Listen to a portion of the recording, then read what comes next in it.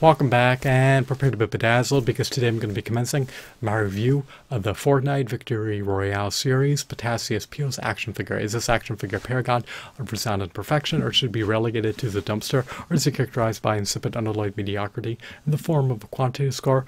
Lamentably, much to my dismay, much to my consternation, much to my chagrin, much to my agony, much to my grief, much to my distress, I'd have to rate him to be a 2 out of 10 at best. Why, you may ask? Without further ado, without further delay, allow me to demystify the answer to that inquiry right here, right now. This action figure commands a steep, staggering, hefty, exorbitant, lofty premium price of $25 plus sales tax, so I have to utilize an 8R Topaz Marvel Legends action figure as a benchmark for comparison of value. His articulation is not comparable to the articulation of an 8R Topaz Marvel Legends action figure. If you recollect, the 8R Topaz Marvel Legends action figures were sporting 32 to 40 points of articulation. However, in this context, this Potassius Peel's action figure has around 22 points of articulation. Was it remiss of Hasbro to neglect to include 32 to 40 points of articulation for this Potassius Peel's action figures? Unfortunately, it was. They should have included at least 32 to 40 points of articulation for this Potassius Peel's action figure so that he had greater latitude for dynamic posability. His articulation is finite and all the more limited relative to an 8R Topaz Marvel Legends action figure, even though his price point is 312.5% the price of an 8R Topaz Marvel Legends action figure. So, what are some of his redeeming qualities? Well, he does come with some accessories. Potassius Peel's comes bundled with a few accessories that encompass Gladius of Potassius, harvesting tool, a cape of Potassius back bling, as well as an armament. So he can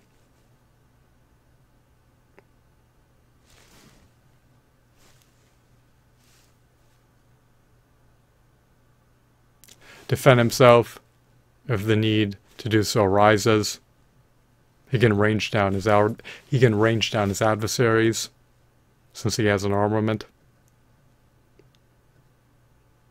And his harvesting tool can double as a melee weapon if you have a robust imagination. Can he cleave his adversaries and dismember them and turn them into mincemeat with his harvesting tool? Perhaps. I love his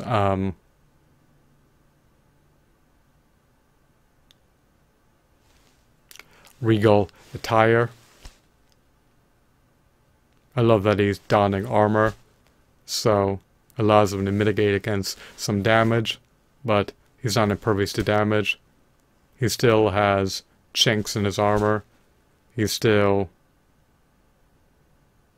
is exposing his peel on his forearms.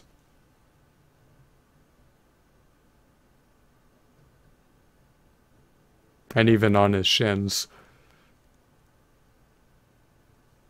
And his face is exposed.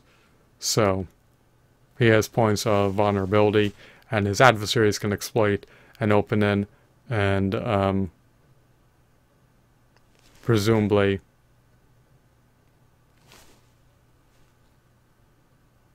crush him. So this action figure has a decent sculpt, a decent design, decent details, decent shadings, decent textures, decent aesthetics, but he's just mediocre. And I cannot vindicate, I cannot justify, I cannot warrant, I cannot merit expending $25 plus sales tax on an action figure that's mediocre. Especially when you could have procured 3 Toy Biz Marvel Legends action figures in tandem with 3 comic books and 3 Build-A-Figure pieces for meticulously detailed behemoths of a 14 to 16 inch Build-A-Figure, and still $1 remaining at that same price point amid the 2000s. So we do not get a windowed box. He's obscured by his packaging. And he's not on par with McFarlane Toys Fortnite action figures, nor on par with Jazzware's Fortnite action figures. He is decent, but I would not acquiesce to paying more than $10 plus sales tax for him. But you can see to paying a higher price point for him. Possibly if you're an avid, avowed, hardcore Fortnite fan, then this action figure may appease you enough to vindicate paying $25 plus sales tax for him. However, that's not within the cards. At this juncture, my destitute budget would not allow me to do so, but even if it did, I would still not accede to buying him for $25 plus sales tax. With the price precipitously plunge, I believe it will. I do not think he will retain his $25 plus sales tax price point. So for $25 plus sales tax, he should come out with additional figures, additional accessories, interchangeable heads. I would have preferred if he had a weathering effect. I always prefer when my action figures have highlights. I always prefer when their details are accentuated. I always prefer when they have paint washes. I always prefer when they have a gritty look. So it's great that he's a stern expression. He's frowning. Is he miserable? Is he morose? Is he glum? Is he despondent? Does he feel dejected? Who knows? But at least he has a solemn expression. He's not jovial. He's not buoyant. He's not gleeful. He's not euphoric. He's not elated. He looks like he's ready to enter the fray and be embroiled in combat and trounce his adversaries. Is he meek? Is he feeble? Is he dainty? Is he scrawny? Well, he does not look like the quintessential warrior, but he does look like he could at least partially ward off, stave off, fend off adversaries. He does have battle armor. Does look like he's ready to get into a tussle, a skirmish, a brawl, a bout, and strive to prevail. Even the odds are not favorable. Are they lopsided? Who knows?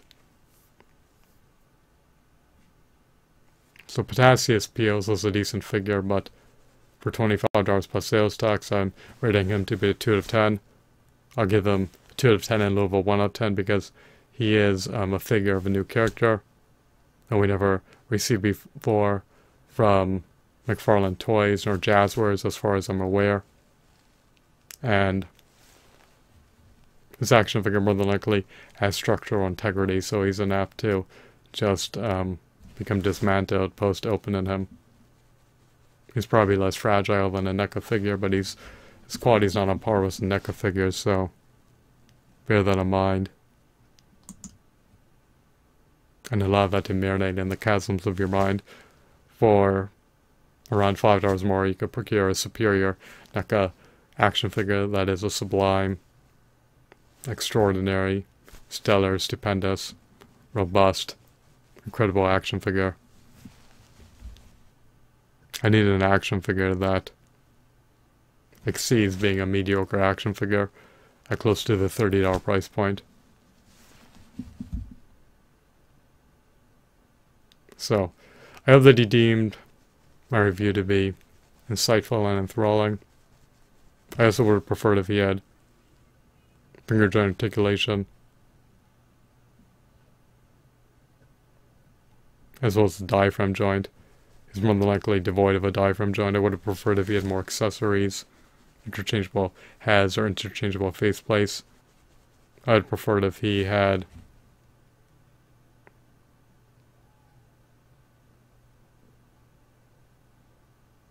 metallic paint applications. I love when action figures have metallic sheens. So even though his visage, even though his countenance denotes that he's a battle-hardened stoic warrior. Still not enough to entice me, to compel me, to incentivize me, to sway me to buy this figure. So did I dissuade myself to buy this figure? Did I deter myself to buy this figure? Well, once I ascertained its price point, I was deterred to buy it. So it's a foregone opportunity. Unfortunately, it is what it is. Maybe he'll be $10 plus sales tax in the pending future in the second-hand market. If people want to relinquish him and not retain him, and if demand for him is infinitesimal, who knows what the future will entail. I hope that you found this video to be intriguing and mesmerizing. Have a blissful day. Goodbye.